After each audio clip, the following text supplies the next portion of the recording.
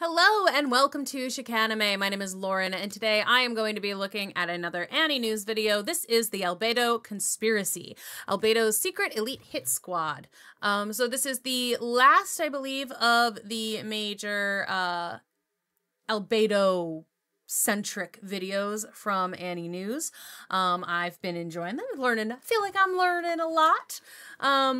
And like I said in the last one, the Overlord movie is apparently going to be released in America on November 18th. So if people want to see a review of it, go ahead and let me know. I'm not going to be able to necessarily do a reaction to it because it's going to be in theaters. So, I mean, unless you want me to not watch it, and then whenever it comes out on Crunchyroll, do a reaction to it. But so just let me know which way you want me to go on that. If you want me to go watch the movie like right away and then come back and do a review of it, or if you want me to wait until whenever it decides to show up on Crunchyroll and do a just reaction, go ahead, let me know.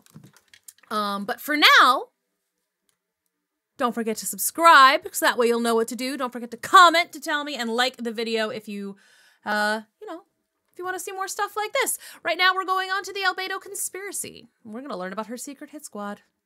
Let's go. During the airing of Season 3. Earlier this year, during the airing of Season 3, we put out 3 videos focusing on Albedo, specifically on her lore and background, her build, and her sisters.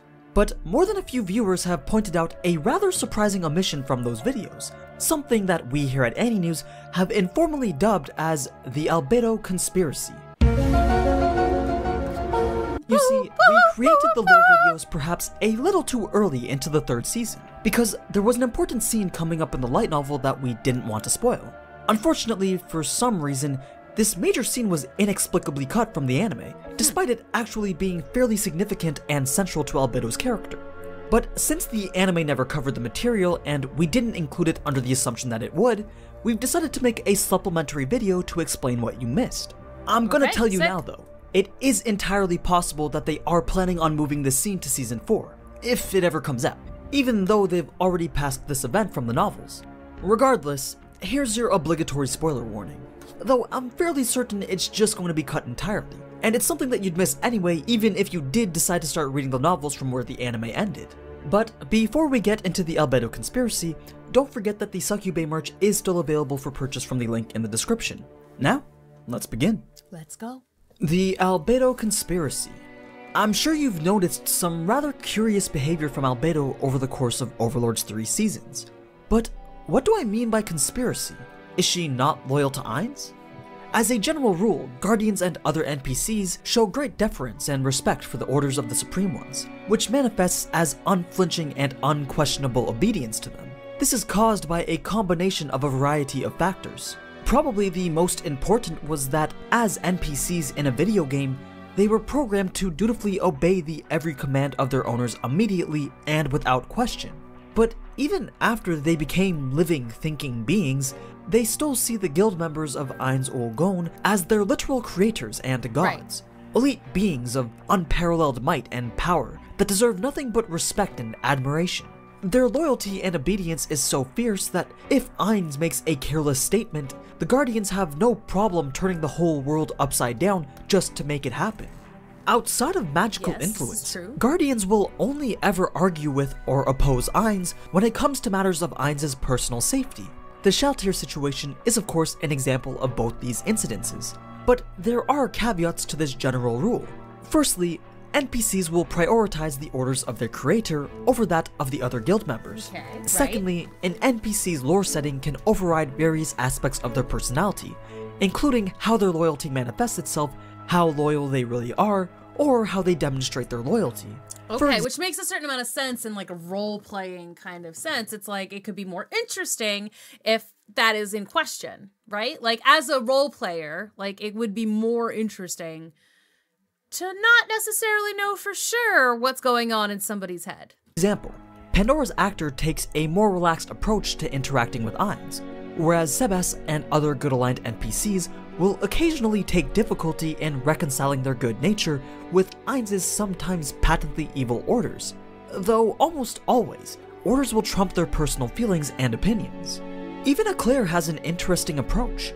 He clearly dreams of the day that he'll be in charge of Nazarick, not because he'd ever consider overthrowing Ainz, but rather because he was humorously written to believe that his efforts in diligently cleaning Nazarick will one day be rewarded with a prominent leadership position. Even with this written into his lore, Eclair insists that he would never betray the Supreme Ones. It is perhaps interesting then that Albedo is the one Guardian who is most likely to betray Ainz one day. Really? Wait. I would have thought Demiurge. Let's not get ahead of ourselves there. As you are most likely aware, Ainz decided to write a joke into Albedo's lore profile, claiming that she was in love with Momonga, keyword being Momonga. This has resulted in some pretty unfortunate consequences for Ainz. See, for all he knew, the servers were being shut down in mere moments, so his little joke would remain just that, a joke. But that was so mean! Respect for Climb, man! Really liked his guildmates, and views the NPCs as their children. Not only because they work so hard on making them, but because the NPCs have subtle similar personality traits to that of their creators. As such, he feels extremely guilty about basically ruining the Albedo that Tabula Smeraldina created through his own careless actions. And it's this guilt that makes him unable and unwilling to punish her when she goes too far. I'm sure we all remember the scene from Season 3, Episode 1, when she attempts to have her way with Ainz. But this was merely the culmination after a long build-up.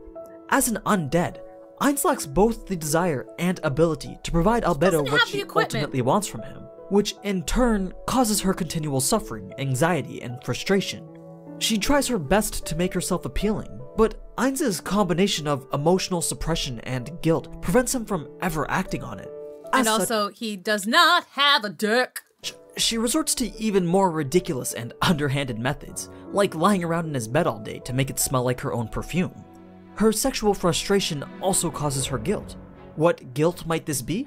Well, she wants Ainz to reciprocate her love, but she knows that she could never be his equal, and to have expectations of a Supreme One is in itself a form of disloyalty. To a normal servant of Nazarick, any thoughts that could even appear to be disloyal are themselves a crime. If a Supreme One doesn't want to do something, then as a dutiful servant of Nazarick, she should just bow her head in respect and accept that fact. Meaning, even having the desire that he love her back is, to Albedo, a betrayal. And every single thought of it is its own act of disloyalty. Oh god, poor girl! Again, if Albedo is quite possibly the one NPC in all of Nazarick that loves Ainz the most, one who is so hypersensitive to any slight against him that she thinks wanting to be loved is a betrayal, wouldn't she be the last person to disobey him? Well, don't you think that the resulting frustration, anxiety, depression, and guilt that she feels would pose a genuine risk of clouding her judgment and reason? I think that's a fair assessment. I think that makes sense. Despite, or perhaps because whatever she might think she's doing it for him, but she's actually like going against, she's like, it's for the good of you, but then it wasn't. But then it turns out it's not. Of her high intelligence, she's perfectly adept at self-delusion. Consider how easily she was able to twist Ainz's statement that he loved all of the NPCs equally into an excuse to pin him down to do what she desired with him. Ironically, Albedo is one of the loudest voices calling for the immediate execution of any NPC who shows any sign that they've had even disloyal thoughts. And I'd argue this is because she seeks to repress her own anxiety and guilt. She is constantly at war with herself over her conflicting emotions of loyalty and love. Neither Ainz nor Albedo have healthy responses to the negative emotions they provoke in each other. Every time Albedo does something that Ainz finds distasteful, or he sees her suffering because of her love for him, he feels guilty for having changed her. Rather than correct her for misbehaving, he ignores or represses it, and keeps his mouth shut. Albedo, on the other hand, fluctuates between crude outbursts of emotion and depressive self-loathing. She could very well be suffering from a serious case of bipolar disorder. But is this all? Just some wild speculation over Albedo potentially going absolutely bonkers one day? Well, no. Okay. There's one other major aspect that we haven't covered yet, as well as the major cutscene. Let's go. You see, Albedo's love for Ainz has had an unforeseeable consequence. She seems to outright hate the rest of the Supreme Ones. It's never outright stated that she does, but fan theories have pointed to this as the most reasonable interpretation of a particular scene. You remember that surprising scene back in Season 2, where she finds the name Ainz Ul Gom to be distasteful in some way? Well, it's not because she doesn't like Ainz. No, quite the opposite actually. Ainz was angrily complaining about how he said he'd protect Suare in the name of Ainz Ooal Gown. Thus, the Eight Fingers kidnapping Suare betrays the oath that he swore, and in turn brings shame to the name of his guild. Albedo, by contrast, wasn't particularly heartbroken over the fact that the name Ainz Ooal Gown was being disrespected. She did not find— Because Momonga, I guess, maybe is the name that she cares that more about? Ainz himself distasteful either, but rather it was the name of Ainz. Remember, he had decided to change his old name from Momonga to Ainz Ooal Gown, and Right. Albedo loves Momonga. For Ainz to just dismiss the name that she's inherently designed to love in commemoration for the guildmates that she personally sees as having abandoned them, well, that didn't quite sit well with her. Which is why we see in Okay. Season 2 the guild flag stowed away in the corner and Momonga's personal flag Down. on display. The first thing to Oh, look that's at is that interesting. Albedo frequently uses the word abandoned to describe how the other guild members left Ainz behind. The word is of course loaded with the connotation that the act of abandonment itself was somehow mean or cruel. To Ainz, the guild members had trickled away one by one as their real-life obligations took priority. But to the servants of Nazarick, their sudden disappearances one day was as if their gods had gotten bored and vanished entirely. NPCs like Demiurge took this to mean that the Supreme Ones had become unsatisfied with their creations in some way, and he used it as motivation to double his efforts in order to reprove their competence and loyalty. Albedo, on the I other feel hand, bad for has them. a lingering resentment for them, even back when Ainz originally indicated that he would I change wasn't really expecting to feel bad for these people, because they're kind of monsters, but like, I kind of do. his name. The light novel was foreshadowing this fact, as Albedo had objected to the name change with the rather curious excuse saying, "I feel that some of the supreme beings who abandoned us might object to that name being used by the one who stayed with us until now." Notice how she deliberately divides the Supreme Ones into Momonga, who stayed with us, and the rest of them, who abandoned us. It would have been far simpler for her to just say, perhaps some of the other Supreme Beings might object to you taking the name. But she goes out of her way to point out that they abandoned the NPCs while Momonga did not. Even so, how did her love for Momonga create this hatred for the rest of the Supreme Ones?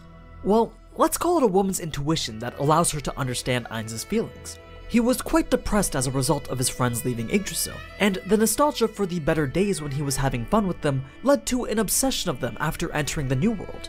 So, on the surface, Oh, so she sees how they are leaving hurt him, and that makes her mad? Is that what he...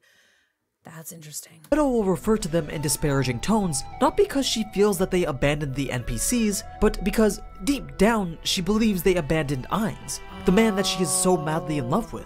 She blames them for Ainz's mental suffering and anguish. I mean, to be fair, like, I've gotten angry at people that did nothing to me, but they hurt friends of mine.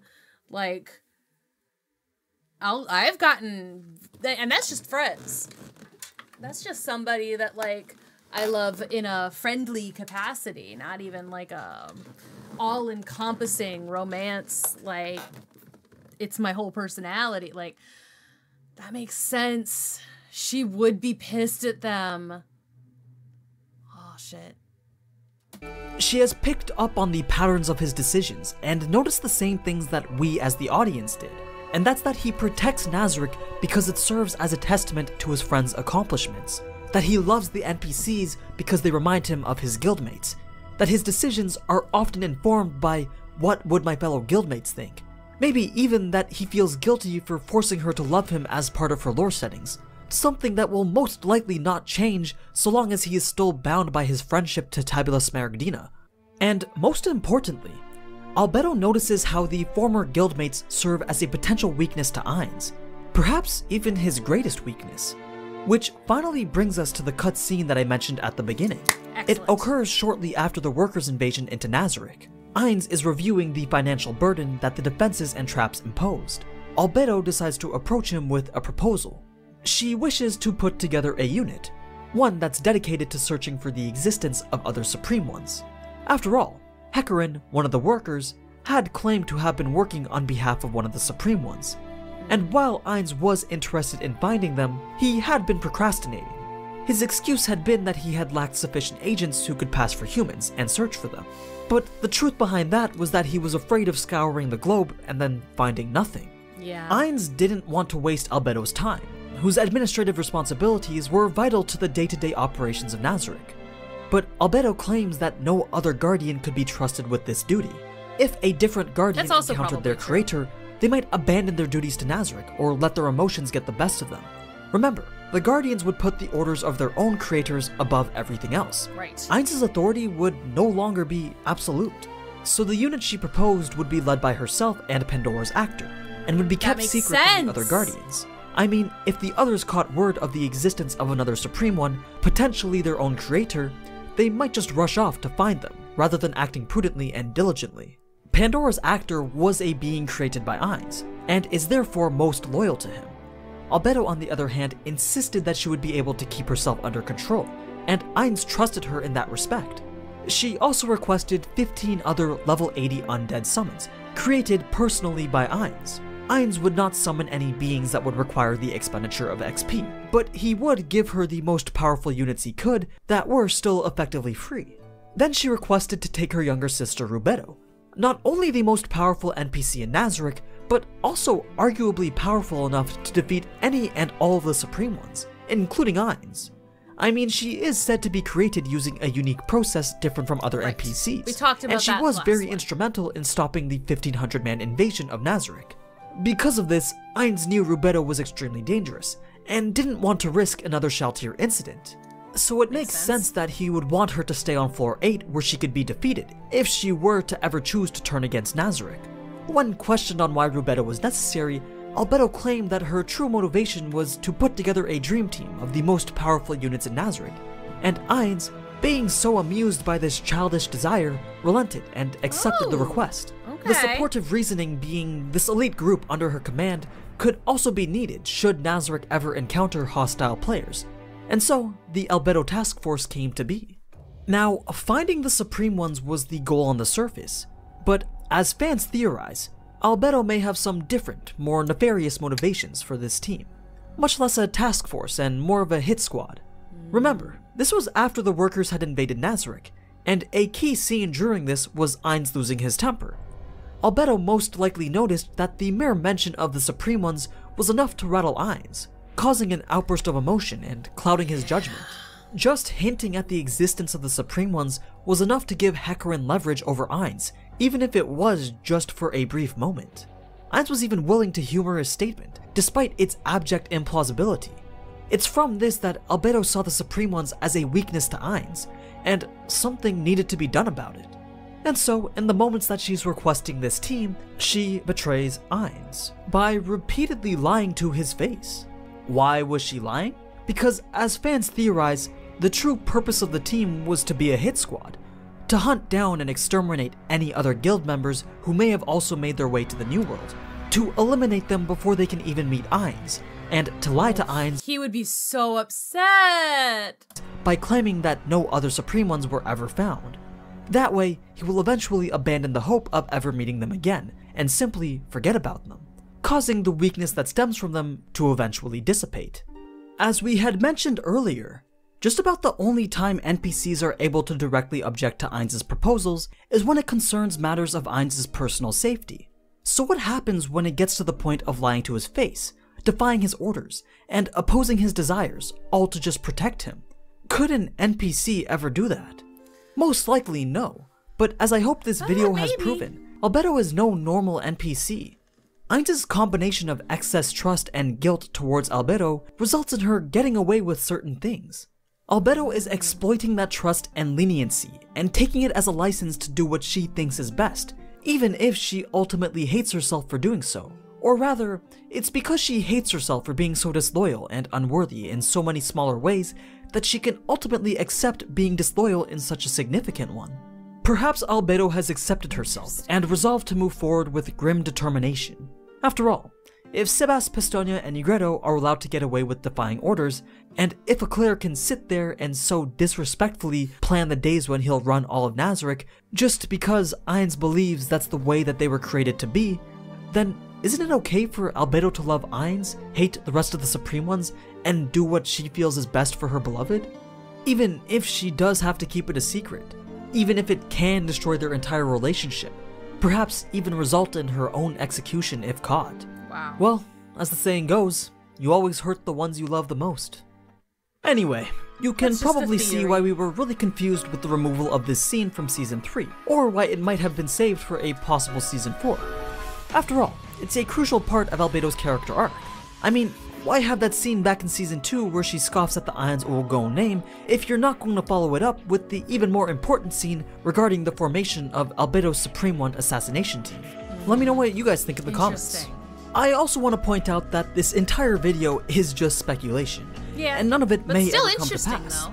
It's a fan theory based on an interpretation of the subtext of Albedo's character. You might read the light novels yourself and come away with an entirely different interpretation of what kind of person she is. Maruyama writes Overlord like a mystery story, something that the anime repeatedly strips away, and he routinely leaves clues about important events hiding in plain sight. Oh, the He sneak. also likes to troll his readers or plays with their expectations, Okay. so maybe all these clues are just a red herring, and I'm reading too much into it. Still, it's a popular enough theory that a lot of Overlord fans think it's true, and we've attempted to give it a little bit more weight by psychoanalyzing Albedo, so we hope you found it interesting. Now before I go, once again, let's appreciate this fine character with the Succubé merch, available from the link in the description. But as might always, still be able to thank buy you it, I so don't much know. for watching, and if you enjoyed this type of anime content, then you already know what to do. So, until next time, ciao! Bye-bye. Okay. That was interesting. Okay. I wasn't sure exactly what to expect there, but I kind of love it. The idea that Albedo has created like a little, you know, she wants to protect Ainz, and Ainz has been hurt by the people that he considered friends, so she's not going to let them hurt him again. Okay. I mean, I'm on board. I like it. I'm a fan. Let's go. Let's do it. Thank you so much for watching. I do hope you enjoyed this. I certainly found it interesting. And let me know what I should react to next. Like I said, don't forget to tell me if you want me to watch the movie much later, whenever it shows up on Crunchyroll as a reaction, or if you want me to watch it like ASAP and do a review first. Because I don't know, I want to watch it. But we'll see. I'll let y'all decide. I'll let y'all choose my adventure. Until then, I'll see ya. Bye-bye.